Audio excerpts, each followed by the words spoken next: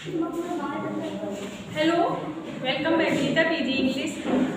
राधे राधे, सत श्री अकाल। आप लोगों को सीताराम।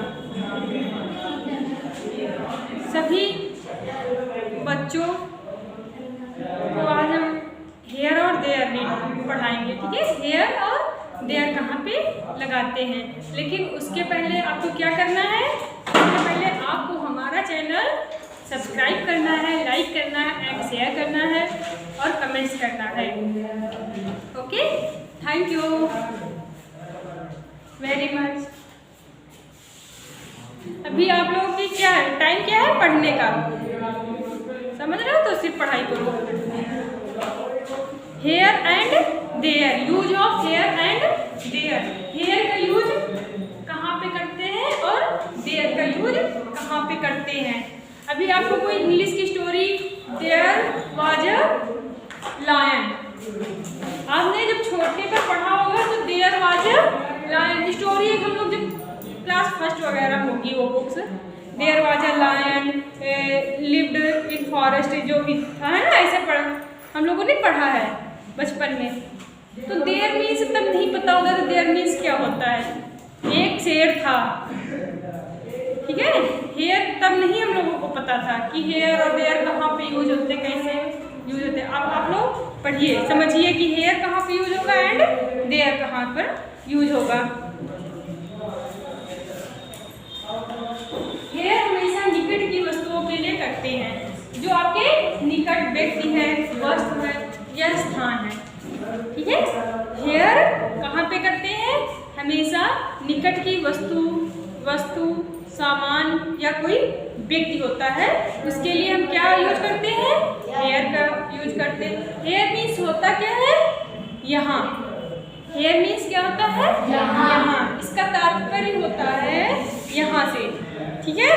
देयर दूर के लिए यूज करते हैं, दूर किसी दूर व्यक्ति के लिए करेंगे, वस्तु के लिए करेंगे एंड स्थान के लिए करेंगे, ठीक है। कोई प्लेस वगैरह है, कोई पर्सन है, उसके लिए हम किसका यूज करेंगे? देयर का यूज करेंगे। देयर मीन्स होता है वहाँ, देयर मीन्स वहाँ होता है। ओके, आ रहा है समझ में? हेयर और देयर मीन्स समझ पाए क्या होता है? हेयर मीन्स यहाँ, देयर मीन्स वहाँ। हेयर निकट के लिए एंड देयर दूर के लिए यूज होता है। इतना समझ में आ गया? हेयर कहाँ पे यूज होता है? देयर का मीन्स क्या होता है? हेयर और देयर मीन्स क्या होता है, ठीक है। एंड प्रेजेंट में, प्रेजेंट किसे कहते हैं? जब है, ठीक है। जब है शब्द आएगा तो वहाँ पे किस हेल्पिंग वर्ब क्या लगाओगे? ऐसे रहता है, मैं हूँ या वहाँ वो है, ठीक है। जहाँ पे आएगा, प्रेजेंट का वाक्य है आपका, प्रेजेंट का सेंटेंस है, तो उसमें किसका यूज करोगे? इज हेल्पिंग वर्ब क्या लगाओगे? Is are am. किसका लगा दोगे? Is are am. Okay. And जब पास्ट का होगा, जब पास्ट का होगा तो किसका यूज करोगे? वाज या वेयर का यूज करोगे। इतना समझ में आ गया? प्रेजेंट में इज आ रहा है, पास्ट में वाज और वेयर। आपको ये तो पता है कि आई के साथ हम किसका यूज करते हैं? आई के साथ वाज का यूज करते हैं, ठीक है। इतना समझ में आ गया? हेयर और देयर एंड इसका यूज कहाँ पे करते हैं एंड किस टेंस में क्या लगाएंगे हेल्पिंग वर्ब, ये भी समझ में आ गया है ना। हेयर और देयर सब्जेक्ट के स्थान पे लिखते हैं। अभी तक आपको सेंटेंस जो होते थे सब्जेक्ट से स्टार्ट होते थे, ठीक है। कोई भी सेंटेंस आप करते हो तो सब्जेक्ट पहले उसको सर्च करते हो, उसमें उस सेंटेंस में सब्जेक्ट कहाँ है, वर्ब कहाँ है, ऑब्जेक्ट कहाँ है, हेल्पिंग वर्ब कैसे लगाएंगे, यही सारी चीज़ें ढूंढते हो। अदर वर्ड्स फिर ढूंढते हो, है ना। अभी जब बड़े बड़े सेंटेंस बनाएंगे तो उसमें आपको अदर वर्ड्स भी रहेंगे, ठीक है। कैसे सेट करना है, तो इन सेंटेंस में सब्जेक्ट के स्थान पर आप किसका यूज कर दोगे? हेयर या देयर का यूज कर दोगे। सब्जेक्ट नॉट, ठीक है। किसका यूज करना है? हेयर और देयर का यूज करना है। और इस सेंटेंस में हमेशा कार्य पाया जाता है। ठीक है, कार्य का जारी रहना पाया जाता है। रहा है, रही है, एक भी आ सकता है। ठीक है, कार्य का जारी। वहाँ एक शेर था, वह कार्य कर रहा था। कब में? चाय थी, जो अभी हो रहा हो, है ना, समझ रहे हो, कार्य का जारी हो ना, जो हो रहा हो प्रेजेंट में। ठीक है, ऐसे वाक्यों में। अब मैंने ये थोड़े से इसके फॉर्मूला बना दिए अपने तरीके से। ठीक है, जिससे आपको और इजी से इजी तरीका दे रहे हैं कि आप कैसे समझ रहे हो। इतना बेसिक तौर पे सिखा रहे हैं इंग्लिश है जो बोलने वाली है, एकदम बेसिक तौर पर सीख रहे हो बच्चे। ठीक है, ये फॉर्मूला के हिसाब से आप कोई भी सेंटेंस आसानी से कर सकते हो। देखो, आप देखिए, ये देखो लिख दिया, सब्जेक्ट के स्थान पर क्या होगा? Here and there. सब्जेक्ट के स्थान पर क्या होगा? Here and there. ठीक है, फिर आप इतना तो आप समझ ही रहे हो कि ये प्रेजेंट में है कि पास्ट में है। ठीक है, प्रेजेंट में है कि पास्ट में। अब पास्ट की पहचान भी आप जानते हो और उसकी भी, प्रेजेंट की भी जानते हो। ठीक है, हूँ, है, रहता है, ये सब प्रेजेंट हो गया। था, थी, थे, गया, ई, वो, ये सब शब्द आते हैं तो पास्ट में हो गया, है ना। या है, ई है, ये है, था, थी, थे, ये सब पास्ट में आएंगे, है ना। तो आप जानते हो पास्ट की पहचान। ठीक है, प्रेजेंट की भी जानते हो, पास्ट की भी जानते हो। ठीक है, तो आप अपने अनुसार हेल्पिंग वर्ब लिख दोगे। हियर और देयर के अनुसार बाद में क्या लिखोगे? हेल्पिंग वर्ब, जो आपको बताया गया है उसी हिसाब से, सेंटेंस के हिसाब से। अब ऐसा मत करते हैं ना कि आप ये जा रहा है, मैंने सारे लिखा दे तो सारे लिख देना। समझ, एक लिखनी है वो भी अपने सेंटेंस के अनुसार लिखनी है। ओके, नेगेटिव सेंटेंस क्या, अफर्मेटिव सेंटेंस में ऐसे ही करना है। अब नेगेटिव सेंटेंस कोई आ गया, ठीक है, तो नेगेटिव सेंटेंस में क्या करना? हियर और there subject, okay, is, are, and, was, there. ठीक है, उसके बाद नॉट या नो लगा दोगे। नॉट या नो, जैसे हैव में, हैज में बताया गया नॉट या नो लगाना है, वैसे हियर और देयर में भी हैव या नो या नॉट लगा दोगे। ओके, एंड ऑब्जेक्ट, कर्म, ऑब्जेक्ट मीन्स होता है कर्म, उसके बाद अपना ऑब्जेक्ट लिख दोगे। ओके, इसमें हेल्पिंग वर्ब के बाद ही नॉट लगेगा। एंड इंटरोगेटिव सेंटेंस में क्या होगा? ठीक है, इंटरोगेटिव कोई सेंटेंस आ जाएगा तो आप सबसे पहले, आपको पता है, हेल्पिंग वर्ब लिख दी जाएगी। ठीक है, टेंस के हिसाब से आप हेल्पिंग वर्ब लिख दोगे। Is, are, am, were, where.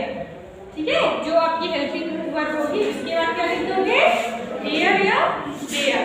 ठीक है, हियर या देयर प्लस ऑब्जेक्ट हो जाएगा। क्लियर हो गया आपका सेंटेंस? आ रहा समझ में? ये सेंटेंस समझ में आ गए? जैसे इंटरोगेटिव नेगेटिव हो रहा है तो क्या करोगे? इसके बाद वर्ब के बाद नॉट लगा दोगे, वेयर के बाद, है ना, एंड हियर और देयर के बाद नॉट लगेगा, एंड नेगेटिव है ही ऐसा।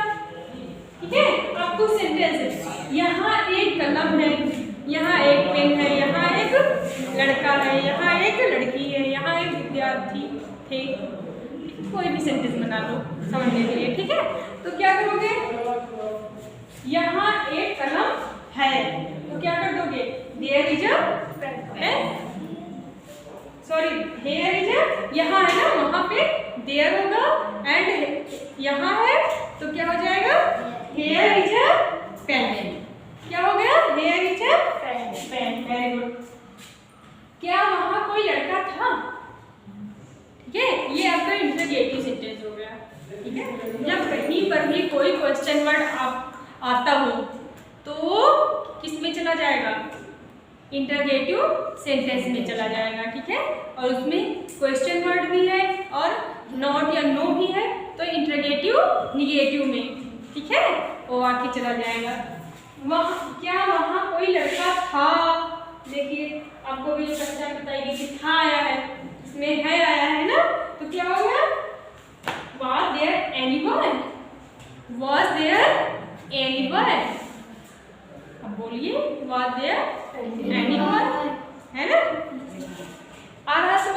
Yes ma'am. कक्षा में विद्यार्थी थे, वेयर का एक एग्जाम्पल्स लिख दिया है, सभी के एग्जाम्पल्स लिख दिए हैं एक एक। कक्षा में विद्यार्थी थे तो क्या हो जाएगा? There were student in the class, were there student in the class. वो मिट गया, इरेज हो गया थोड़ा सा।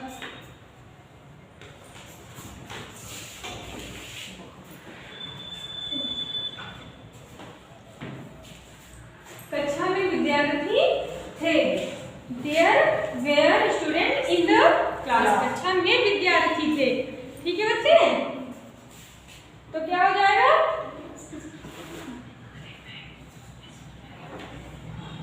क्या हुआ?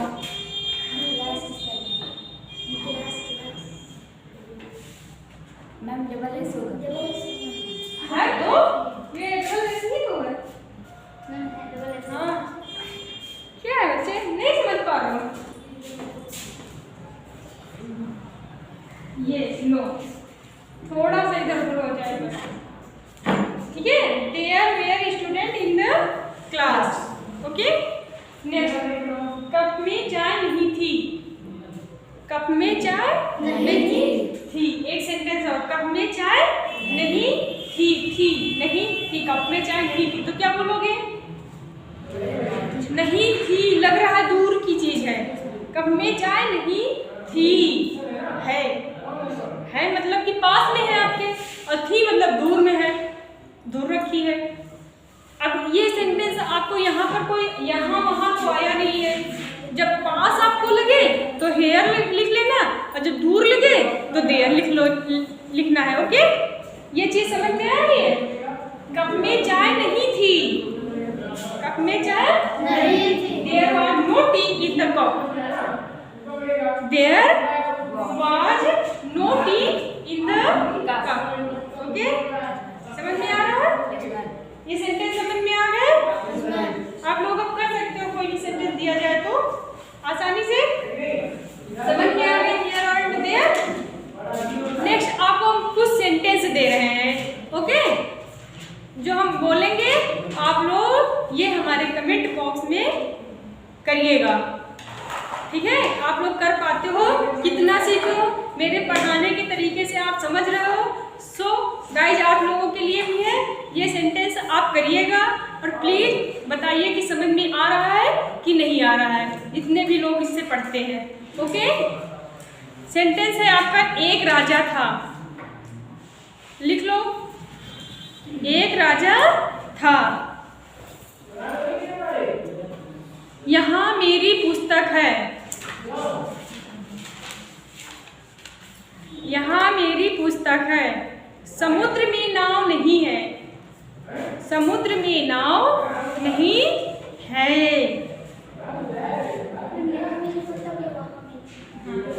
यहाँ मेरी पुस्तक है। जंगल में एक शेर था, बचपन में हम लोग पढ़े थे, जंगल में एक शेर था।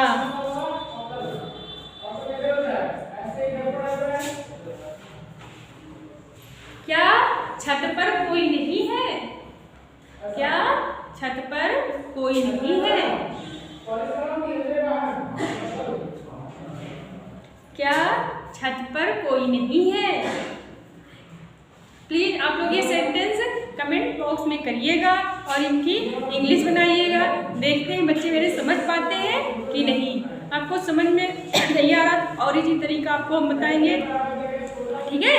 Okay guys, thank you very much. Please subscribe my channel Neeta PG English. Thank you very much.